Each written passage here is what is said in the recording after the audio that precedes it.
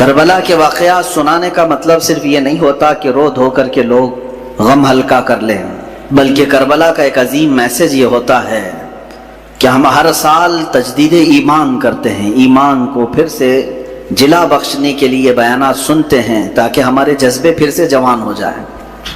اور ہمیں تاریخ میں اکثر یہ بتایا گیا ہے، ہر سال آپ سنتے ہوں گے، چھوٹی سی جماعت تھی حسین اعظم کے ساتھ، مقابل میں بہت بڑا لشکر جرار تھا۔ اگرچہ بظاہر امام حسین اور رضی اللہ تعالیٰ عنہ اور ان کے رفقا کو مصائب اور مشقتوں کا سامنا اٹھانا پڑا اور بہت ساری تکلیفیں جھیلنی پڑیں، لیکن زمانہ گزرتے گزرتے یہ میسج سب کو عام ہو گیا کہ حقیقت میں جیت حسین کی ہی تھی۔ کسی کا میدان میں قتل ہو جانا یہ ہار اور شکست کی علامت نہیں ہے، ایسا ضروری نہیں ہے۔ عزیزان گرامی، رسول پاک صلی اللہ تعالیٰ علیہ وسلم حسنین کریمین کو سونگھا کرتے تھے اور کہا کرتے تھے، فرمایا کرتے کہ یہ جنت کے پھولوں میں سے کچھ پھول ہیں جو اللہ تعالیٰ نے مجھے عطا کیا، برا ہو ان ظالموں کا جنہوں نے جنت کے ان پھولوں کو بھی نوچ دیا اور انہیں بکھیر دیا۔ اسی کو اعلیٰ حضرت نے اپنے سلام میں کہا تھا، کتنے بکھرے ہوئے ہیں مدینے کے پھول، یا کربلا تیری قسمت پہ لاکھوں سلام۔ کربلا کے میدان پر سلام بھیجتے ہوئے اعلیٰ حضرت نے یوں کہا تھا کہ یہاں بکھرے ہوئے ہیں، یہ مدینے کے پھول ہیں، جس جگہ دیکھو رسول اللہ کا کوئی نہ کوئی شہزادہ نظر آتا ہے۔ اس زمین کو بھی اعلیٰ حضرت نے سلام پیش کیا تھا۔ عزیزان گرامی وقار، رسول پاک صلی اللہ تعالیٰ علیہ وسلم کا گھرانہ یقین جانیں اللہ تعالیٰ کی بارگاہ میں معزز گھرانہ ہے۔ حضرت عمر ابن خطاب رضی اللہ تعالیٰ عنہ امیر المومنین ہیں، جن کی نیکیاں اللہ کی بارگاہ میں بہت زیادہ ہیں اور جن کے بارے میں خود میرے آقا نے فرمایا میرے بعد اگر کوئی نبی ہوتا تو وہ عمر ہوتے، اتنی ساری فضیلتیں ان کے پاس ہیں۔ لیکن مدینے میں ایک وقت ایسا آیا کہ قحط آ گیا، بارش نہیں آ رہی تھی، لوگ سوکھا پڑ گیا تو پریشان ہو گئے، سب امیر المومنین کے پاس آئے۔ جانتے ہو امیر المومنین عمر ابن خطاب رضی اللہ تعالیٰ عنہ، جن کو اللہ تعالیٰ نے بہت سارے انعامات سے نوازا، وہ زاہد بھی ہیں، متقی بھی ہیں، پرہیزگار بھی ہیں، رسول پاک صلی اللہ علیہ وسلم کے خلیفہ بھی ہیں، سب ہیں۔ دعا کے لیے خود ہاتھ اٹھا دیتے نہیں، بلکہ سارے لوگوں کو میدان میں جمع کیا اور پھر اس کے بعد حضرت عباس رضی اللہ تعالیٰ عنہ کو گھر سے بلایا جو رسول پاک صلی اللہ علیہ وسلم کے چچا تھے، اور بیچ میدان میں آ کر کے حضرت عباس کا ہاتھ پکڑا اور عرض کیا، اے اللہ تیرے نبی کے رشتہ دار کا ہاتھ میرے ہاتھ میں ہے، میں بارش تجھ سے مانگتا ہوں، تو میری بات کو رد نہ فرما۔ مدینے والے روایت بیان کرتے ہیں حضرت عمر نے ابھی ہاتھ چھوڑا بھی نہیں تھا کہ مدینے میں بارش شروع ہو چکی تھی۔ اہل بیت کے وسیلے سے دعا کی جائے اللہ قبول فرماتا ہے۔ عزیزان گرامی وقار، رسول پاک صلی اللہ تعالیٰ علیہ وسلم کا گھرانہ آج بھی جو سادات ہیں ان کا احترام کیا جائے، ان کا ادب کیا جائے، عام لوگوں کی طرح ان کے ساتھ برتاؤ نہ کریں۔ رسول پاک صلی اللہ تعالیٰ علیہ وسلم کے گھر کے نسبتوں کا خیال ضرور رکھا جائے۔ جانتے ہیں کتنی بڑی وعید بھی آئی ہے جو ان کے ساتھ برا کرتا۔ ایک خاتون، بڑی کتابوں میں لکھا ہوا ایک خاتون جو رسول پاک صلی اللہ علیہ وسلم کے خاندان سے تھیں، وہ بڑی پریشان ہو گئیں، ان کے شوہر کا انتقال ہو گیا بچوں کو لے کر کے، چھوٹی چھوٹی بچیاں تھیں، ایک شہر میں آئی، شہر میں ایک بہت بڑے رئیس تھے، وہ مسلمان، اس کے گھر آئی، اس سے کہا کہ میں نے اپنی بچیوں کو مسجد میں ٹھہرایا ہے اور میں رسول پاک صلی اللہ علیہ وسلم کے خاندان سے ہوں، میں حضور کی آل میں سے ہوں، میری کچھ مدد کر دو میری بچیوں کے لیے۔ اس رئیس زادے نے، اس امیر زادے نے کہا، اچھا آپ مانگنے کا طریقہ ایسا بھی آ گیا، تم اگر آل رسول ہو تو کوئی ثبوت دے دو، کوئی پروف دے دو، تم حضور کی آل میں سے کہتی ہو، اپنے آپ کو کیا ثبوت ہے تمہارے پاس؟ وہ خاتون وہاں سے چلی گئی، اس کے پاس سے مدد کی کوئی امید نہیں تھی تو چلی گئی۔ اسی وقت وہ شام میں گزر رہی تھی، بھوک کی شدت تھی، ایک ایسے بوڑھے شخص کو دیکھا جس کے ارد گرد بہت سارے لوگ جمع تھے، پوچھا ہے کون ہے؟ کہا یہ شہر کا ایک مجوسی ہے، آگ کا پجاری ہے، لیکن لوگوں کو دیتا بہت ہے، مارتا رہتا ہے۔ یہ خاتون وہاں گئی اور اس سے کہا، اپنا معاملہ بھی بتایا کہ میں حالات کی ماری ہوئی ہوں، پریشان ہوں، میری بچیاں مسجد میں ہیں اور میرا گھر سب ختم ہو چکا ہے۔ تو اس مجوسی شخص نے اتنا سنا تو فوراً اپنے گھر سے عورتوں کو بلوا کر کے کہا، جاؤ اس خاتون کی بچیاں جو مسجد میں ٹھہری ہیں عزت سے انہیں لے آؤ، اپنے گھر میں مہمان بناؤ۔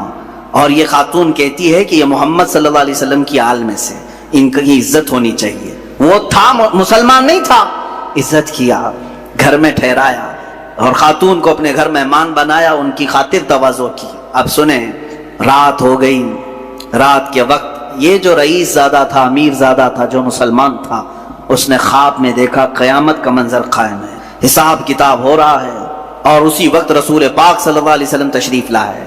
تو یہ رئیس زادہ فوراً حضور کی بارگاہ میں حاضر ہوا کہ آقا میری شفاعت فرمائیں. حضور پاک صلی اللہ علیہ وسلم نے فرمایا کیوں شفاعت کی جائے؟ کہا کہ آقا میں آپ کا امتی ہوں, آپ کا چاہنے والا ہوں. میرے آقا نے فرمایا کیا ثبوت ہے تمہارے پاس؟ میرے امتی ہونے کا کیا ثبوت ہے تمہارے پاس؟ وہاں کیا پیش کرتا؟ پروف پوچھنے والے, دلیلیں پوچھنے والے. حضور پاک صلی اللہ تعالیٰ علیہ وسلم نے جب یہ ارشاد فرمایا تو وہ لاجواب ہوا اور رونے لگا کہ آقا مجھ سے آپ اعراض نہ فرمائیں, مجھ سے آپ ناراض نہ ہوں. میرے آقا صلی اللہ علیہ وسلم نے فرمایا آج میری ایک شہزادی تیرے گھر آئی تھی, تو نے اس سے اس کے نسب کا ثبوت پوچھا تھا, اس کی مدد نہیں کیا تھا. اتنا حضور پاک صلی اللہ علیہ وسلم جلال میں بیان کر رہے تھے کہ اس کی آنکھ کھل گئی, دھاڑے مار کر کے رونے لگا. اچھا ایک چیز یہ بھی اس نے دیکھا اسی خواب میں کہ میرے آقا صلی اللہ تعالیٰ علیہ وسلم اسے جنت کی طرف دکھا رہے ہیں. اس مجوسی آدمی کے نام پر جنت میں ایک محل تیار ہے, جس کے گھر وہ عورت ٹھہری ہوئی ہے. مجوسی آگ کا پجاری ہے, لیکن اس کے نام پر جنت میں ایک محل. تو یہ بیدار ہوا, بہت پریشان ہوا, اپنے مصاحبین کو بلایا, اپنے چاہنے والوں کو, اور کہا کہ یہ خاتون آئی تھی فلاں فلاں, کہاں ٹھہری ہے؟ کیا یہ مجوسی اپنے گھر لے گیا ہے؟ سبوں نے تحقیق کی تو پتا چلا ہاں اس مجوسی کے گھر ٹھہری. یہ دوڑا ہوا وہاں پہنچا, گیا اور اس مجوسی سے کہا کل رات جو خاتون تمہارے گھر آئی ہے برائے مہربانی اسے ہمارے گھر بھیج دو, وہ ہمارے مذہب سے ہے, ہمارے دین سے ہے, ہم اسے مہمان بنائیں گے. اس مجوسی نے کہا ایسا نہیں ہو سکتا. اس رئیس زادے نے کہا 1000 درہم میں تجھے تحفے میں دیتا ہوں, قبول کر لے.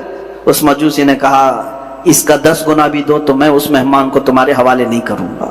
اس مجوسی نے اتنا اصرار کیا تو یہ پوچھنے لگا آخر اس عورت میں کیا ہے؟ کہا جو تو خواب دیکھ کر آیا ہے وہ سچ خواب دیکھ کے آیا ہے. کل جب وہ خاتون ہمارے گھر آئی, ہم رات کے وقت سوئے تھے, خواب میں رسول پاک صلی اللہ علیہ وسلم تشریف لائے, مجھے اور میرے پورے گھر والوں کو میرے آقا نے خود کلمہ پڑھایا. ہم اب مجوسی نہیں ہیں, ہم اہل ایمان میں سے ہیں. رسول پاک صلی اللہ علیہ وسلم نے ان کی آل میں سے ان کی ایک شہزادی کی عزت پر اتنا بڑا انعام دیا کہ ہمیں دائرہ ایمان میں لایا. اور پھر میرے آقا نے اشارہ کر کے بتایا کہ اے فلاں کل تو اٹھے گا تو جنت میں مولا تیرے لیے فلاں محل تیار رکھے گا. میرے آقا کی یہ بشارت میں نے سنی اور تجھے بھٹکارتے ہوئے بھی میں نے خواب میں سنا. تو نے جو دیکھا وہ سچ دیکھا ہے. عزیزان گرامی وقار, وہ روتے گڑ گڑاتے واپس چلا آیا. زندگی کی کوئی اگر کمائی تھی تو اس نے سوچا کہ سب لگا کر کے حاصل کر لوں, مگر اہل بیت کا احترام نہ کرنے کی وجہ سے ساری اس کی کمائی, ساری عبادتیں ایک طرف رہ گئی اور آگ کا پجاری بازی لے گیا صرف اہل بیت کی عزت اور احترام کرنے کی وجہ سے. آج میں اس واقعے سے اتنا ضرور عرض کروں گا کہ اہل بیت میں سے جو کوئی بھی ہوں, وہ اگر خستہ حال نظر آتے ہیں, اگر پٹے پرانے کپڑوں میں ہیں, وہ حالات اور گردش حالات کے پیش نظر ان کی کمائی اور ان کے فلاں چیزوں پر اگر کوئی اثر پڑ بھی گیا ہو تو میرے عزیزو ہرگز یہ مت سمجھنا کہ یہ بکھرے ہوئے لوگ ہیں, ٹوٹے ہوئے لوگ ہیں. نہیں, بلکہ رسول اللہ سے اگر ان کا رشتہ ہے تو وہ ہمارے سروں کے تاج ہیں. وہ چاہے جس کونے میں بیٹھے ہوں, یہ ضروری نہیں کہ سید ہو تو بہت اعلیٰ قسم کے محل میں رہتا ہو, بہت اعلیٰ قسم کے لباس پہنتا ہو, بہت اعلیٰ قسم کی گاڑیوں میں چلتا ہو. ضروری نہیں, کبھی سید زیادہ غریب بھی ہو سکتا ہے, وہ فقر و فاقہ کو پسند کرنے والا سید زیادہ بھی ہو سکتا ہے. لہٰذا اس بات کا ہمیشہ خیال رکھا جائے کہ سید زادوں کا احترام ملحوظ نظر رہے, ورنہ ہمارا یہ کمایا ہوا عبادتوں کا خزانہ بھی ضائع ہو سکتا ہے. اب آئیں, یہ تو بعد میں آنے والے اہل بیت کے احترام اور عزت کی باتیں ہیں, ان کے متعلق یہ واقعات ہیں, لیکن خود رسول پاک کے جو شہزادے ہیں, میرے آقا صلی اللہ علیہ وسلم نے جن کی پرورش خود کی ہے, جن کے بوسے خود میرے آقا نے لیے, وہ حسن مجتبی اور حسین اعظم رضی اللہ تعالیٰ عنہما, ان کی کتنی عزت اور ان کا کتنا احترام ہونا چاہیے. میرے آقا صلی اللہ علیہ وسلم دونوں شہزادوں کو کندھوں پر سوار کر کے مدینے لے جایا کرتے تھے. اکثر باہر جاتے تو دونوں شہزادے کندھوں پر سوار ہوتے. ایک صحابی نے ایک مرتبہ یہ دیکھ کر مسکرائے اور کہا اے شہزادوں کیا تمہاری قسمت ہے کہ سواری پائی بھی تو کیسی سواری پائی, کیسی سواری پائی.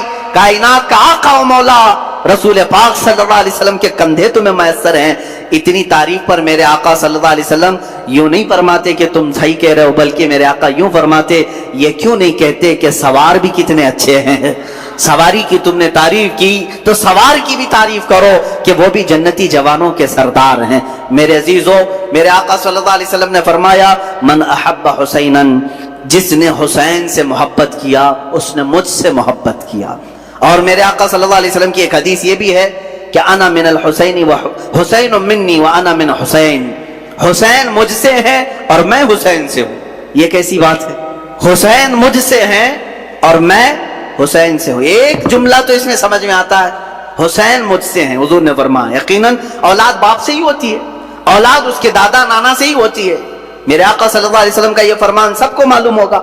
حضور نے فرمایا حسین مجھ سے ہیں. یقیناً حضرت فاطمہ حضور کی بیٹی ہیں اور حضرت امام حسین حضرت فاطمہ کے لخت جگر ہیں, تو حسین حضور سے ہیں. لیکن جو دوسرا جملہ ہے میرے آقا نے فرمایا میں حسین سے ہوں, یہ کیسے میں حسین سے ہوں؟ بھلا کوئی نانا اپنے نواسے سے ہو سکتا ہے؟ لیکن میرے آقا نے فرمایا, ہم محدثین اس کی تشریح میں فرماتے ہیں حسین مجھ سے ہیں کا مطلب یہ ہے کہ اولاد کے اعتبار سے حسین رسول سے ہی ہیں. اور حضور نے جو فرمایا میں حسین سے ہوں, اس کا مطلب ہے کہ میرا پورا دین حسین سے چلنا ہے. اسی کی تشریح کرتے ہوئے امام الہند سلطان الاولیاء غریب نواز نے فرمایا تھا شاہ است حسین بادشاہ است حسین, دین است حسین دین پناہ است حسین, سرداد نداد دست در دست یزید, حقا کے بنائے لا الہ است حسین. فرماتے ہیں معین الدین حسن چشتی غریب نواز اپنے ہی دادا اور اپنے ہی نانا کی شان میں امام حسین شاہ ہیں. شاہ نہیں بلکہ بادشاہ ہیں. شاہ میں اور بادشاہ میں فرق سمجھ میں آتا ہے؟ ویسے تو سب لوگ کہتے ہوں گے فلاں شاہ ہے فلاں بادشاہ ہے, دونوں میں فرق ہے.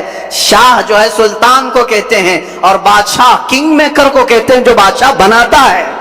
جو شاہ بناتا ہے اس کو بادشاہ کہا جاتا ہے. اور دین است حسین دین پناہ است حسین, حسین پورے دین کا نام ہے. حسین دین کی حفاظت کرنے والے کا نام ہے. اپنا سر دے دیا, ہاتھ یزید کے ہاتھ میں نہیں دیا. حق تو یہ ہے کہ لا الہ کی جڑ کا نام حسین ہے. اب سمجھ میں آیا حضور حسین سے کیسے ہے؟ حضور حسین سے کیسے ہیں؟ رسول پاک صلی اللہ علیہ وسلم کا دین حسین سے ہے. جو حسین پاک سے نفرت کیا, بغاوت کیا, وہ دین سے نکلنے والوں میں سے ہے, خارج ہونے والوں میں سے ہے. میرے آقا صلی اللہ علیہ وسلم کو ایذا دینے والوں میں سے ہے. میں ابھی چند دن قبل, ابھی اسی محرم سے قبل ایک بات سنا, کسی سعودی لقوہ مارے ہوئے آدمی کو یہ کہتے ہوئے سنا, ہاں ریالوں نے جس کا لقوہ مارا ہے جس کے عقیدے پر, یہ 2 شہزادوں کی لڑائی تھی کربلا کی, 2 شہزادوں کی لڑائی تھی. یعنی حضرت حسین حضرت علی کے شہزادے اور یزید حضرت امیر معاویہ کا شہزادہ, آپس میں 2 بڑے بڑے لوگوں کے بیٹوں کی لڑائیاں تھیں. اس بیوقوف کو معلوم کہاں ہے کہاں کس کو شہزادہ کر رہا ہے, کس کو شہزادہ کہہ رہا ہے. ہاں حسین ابن علی رضی اللہ تعالیٰ یقیناً شہزادہ رسول ہیں, لیکن یزید کو شہزادہ کہا جائے گا؟ پلید ہے. جس کے نام کے ساتھ ہم پلید کا لفظ استعمال کرتے ہیں. یہ شہزادوں کی لڑائیاں نہیں تھی, حق و باطل کی لڑائی تھی. حق و باطل کی لڑائی تھی, اور نہ ہی 2 خاندانوں کی لڑائی تھی, اور نہ ہی یہ سیاست کا معاملہ تھا جیسے آج کچھ لوگ یہ بھی پیش کرنا چاہتے ہیں. جیسے پہلے یہ جوکر نائک کہتا تھا کہ یہ سیاست کا معاملہ تھا, یہ سیاسی معاملات تھے جس کی وجہ سے یہ لڑائیاں ہو گئی. ان کو ایسا لگتا ہے کہ سیاست اس وقت ایسی ہی تھی جیسے الیکشن کے لیے, ووٹنگ کے لیے جگہ جگہ گھومنا پڑے. ارے حسین اعظم ہے, حسین اعظم ہے, رسول اللہ کے نواسے ہیں. اللہ تعالیٰ نے ان کو اتنی طاقت و قوت عطا کی تھی, وہ چاہتے تو پوری دنیا پر اپنی حکمرانی قائم کر لیتے. انہوں نے میرے آقا کے فقر و فاقے کو پسند کیا. اگر ان کو حکومت ہی پیاری تھی اور سیاست ہی کرنا تھا تو اپنے باپ کے انتقال کے بعد فوراً کھڑے ہو جاتے. حضرت امیر معاویہ 20 سال تک خلیفہ رہے, تب تک امام حسین نے نہیں مطالبہ کیا. اگر ان کو یہی سب شوق تھا بادشاہت کا, سیاست کا, تو وہ تو حضرت علی کے بیٹے تھے. خلافت حضرت علی کے بعد ختم ہو رہی تھی تو وہ دعویٰ کر سکتے تھے کہ میرے باپ کی خلافت اب مجھے آئے، نہیں دعویٰ کیا کبھی۔ یہاں سے بات سمجھ میں آتی ہے 20 سال کے بعد اگر وہ مدینے سے اٹھ رہے ہیں تو صرف اس بات پر اٹھ رہے ہیں کہ نبی کونین کے دین پر کوئی غدار اور فاسق و فاجر کرسی نہ بچھا سکے، اور آج تک میرے عزیزوں اس کا اثر دیکھنے کو ملتا ہے۔ حسین اعظم کا ایک مرتبہ کھڑا ہو جانا اس زمانے میں، اس کا اثر آج تک دکھتا ہے۔ مجھے بتاؤ کس مسجد کے امام کو آپ چور رکھتے ہیں؟ چور ڈکیت ہو، لفنگا ہو، اناڑی ہو، ٹپوری ہو، جس طرح کا بھی ہو، اسے امام بناتے ہیں آپ؟ کیوں نہیں بناتے؟ بزنس تو کرتے ہیں، سب کچھ کرتے ہیں ایسے لوگوں کے ساتھ، لیکن مصلے پر آپ ہر چیز دیکھتے ہیں، داڑھی پوری ہے کہ نہیں، کپڑے صحیح ہے کہ نہیں، داغ تو نہیں لگے اس کو۔ ہاں، اور اگر یہ امام کہیں ادھر ادھر کس سے مل رہا ہے کس سے نہیں مل رہا ہے یہ تک آپ نظر رکھتے ہیں، اچھی بات ہے، نظر رکھتے ہیں، ٹھیک ہے، امام کے پیچھے پڑے رہتے ہیں، کیوں؟ اس کی وجہ یہی ہے کہ آپ اپنا امام ویسا ہی دیکھنا چاہتے ہیں جیسے امام حسین نے تصور دیا ہے۔ ہم حسینی ہیں الحمدللہ۔ بھائی یزید کو آپ نے امام تسلیم اسی لیے نہیں کیا کہ اگر رسول اللہ کے نواسے نے اس وقت اس کو امیر المومنین کہہ دیا ہوتا تو پھر قیامت تک آنے والے سب لوگ یہ دلیل بناتے رسول اللہ کے نواسے نے جب ایک فاسق و فاجر کو امام بنایا تھا تو ہماری مسجدوں کا امام چور ہو جائے تو کیا فرق پڑتا ہے؟ لوگ دلیل بنا سکتے۔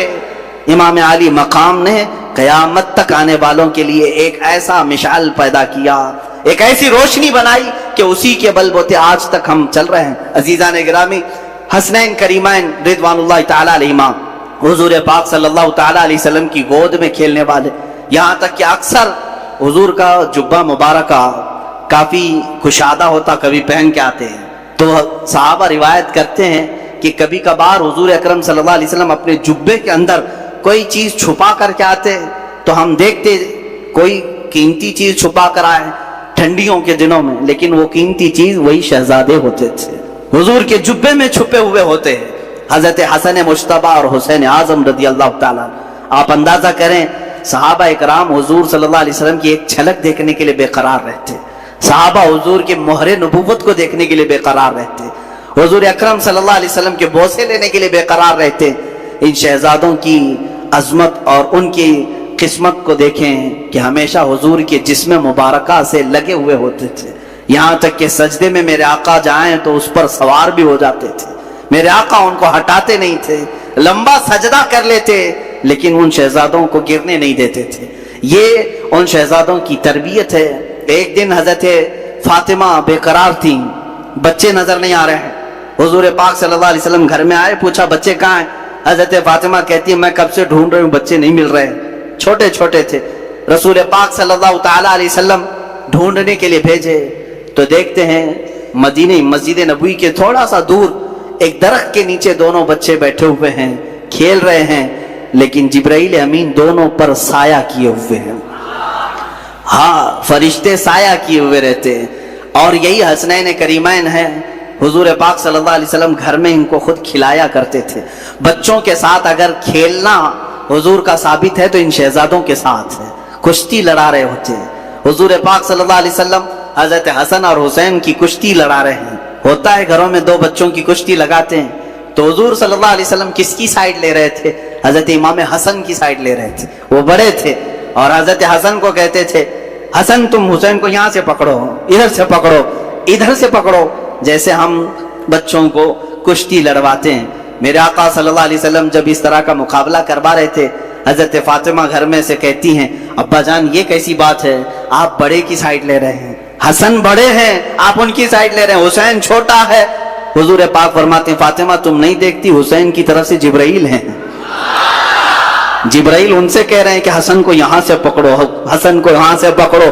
اللہ اللہ، یہ شہزادے وہ ہیں جن میں سے ایک کو سید الانبیاء سپورٹ کر رہا ہے، دوسرے کو سید الملائکہ سپورٹ کر رہا ہے، اور وہ گھرانہ کیسا جس کے بارے میں امام زمن کہتے ہیں بے اجازت ان کے گھر میں جبرائیل آتے نہیں، قدر والے جانتے ہیں عز و شان اہل بیت، یہ رسول اللہ کے گھر والوں کی، اور ان کو کبھی ناراض کرنا میرے آقا کو ہرگز پسند نہیں تھا۔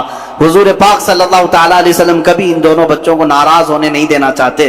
اس سے آپ اندازہ لگا سکتے ہیں کہ امام حسین جب پیدا ہوئے ہیں اسی وقت میرے آقا صلی اللہ علیہ وسلم کے گھر میں حضرت ابراہیم کی ولادت ہوئی تھی، حضور کے اپنے بیٹے، بی بی ماریہ قبطیہ سے حضور کے بیٹے پیدا ہوئے، ان کی عمر 6 مہینے کی ہو گئی تھی، اور حضرت فاطمہ کے گھر میں امام حسین پیدا ہوئے۔ آگے پیچھے تھوڑی سی ایک وقت ایسا آیا کہ حضور اپنے بیٹے کو لے کر بیٹھے ہیں۔ بیٹا کتنا عزیز ہوتا ہے، بیٹا اپنا بیٹا، 2 بیٹے پہلے حضور کے انتقال کر چکے تھے، یہ تیسرے بیٹے تھے حضرت ابراہیم، اور حضرت فاطمہ کے بیٹے حسین دونوں کو چوم رہے تھے۔ جبرائیل آئے، کہا آقا اللہ تعالیٰ کی منشا یہ ہے کہ ان دونوں میں سے کسی ایک ہی کو آپ رکھ سکتے۔ اللہ اکبر، چنو تو کس کو چنو؟ ایک طرف بیٹا ہے اور ایک طرف نواسا ہے۔ میرے آقا صلی اللہ تعالیٰ علیہ وسلم نے دونوں کی طرف دیکھا اور جبرائیل سے کہا، اے جبرائیل، حسین کو میں منتخب کرتا ہوں، اپنے بیٹے کو جس پر وار دیا، رسول پاک صلی اللہ علیہ وسلم نے اپنے بیٹے کو جن پر قربان کیا، اس حسین اعظم کا ہم تذکرہ کرنے چلے ہیں۔ میرے آقا صلی اللہ تعالیٰ علیہ وسلم نے جن کا حد درجے خیال کیا، نمازوں میں، گھروں میں اور ہر جگہ، یہاں تک کہ اگر میرے آقا صلی اللہ علیہ وسلم کسی گھر دعوت میں گئے، کھانا وہاں پر رکھا گیا ہے تو پہلے کوئی چیز منگواتے اور آدھا اس میں سے کر کے کہتے لے جاؤ فاطمہ کے گھر دے آؤ، ان کے گھر میں فاقہ ہے۔ اپنے شہزادوں کا خیال فرماتے، اپنے نواسوں کا خیال فرماتے۔ عزیزان گرامی، یہی وہ اہل بیت ہیں جن کی شان میں قرآن کی کئی آیتیں نازل ہوئیں۔